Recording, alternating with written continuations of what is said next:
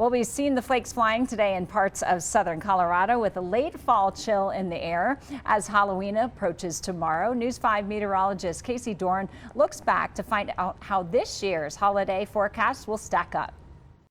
After a generally warm October, the chill in the air today is quite the change. With tomorrow being Halloween, I dusted off the cobwebs of the history books today to find out how often the boos have turned into brrs. Let's start by checking out our averages in the springs. We typically see a high of 59 and a low of 31, and we see measurable rain or snow about once every 5 years. Pueblo, you clock in at a 63-degree high and a 30-degree low, and see at least a shower every 6 to 7 years. It can, however, get frighteningly cold at the end of October. In the Springs and Pueblo, the coldest Halloween night was in 2019 at 7 degrees and -5 in Pueblo.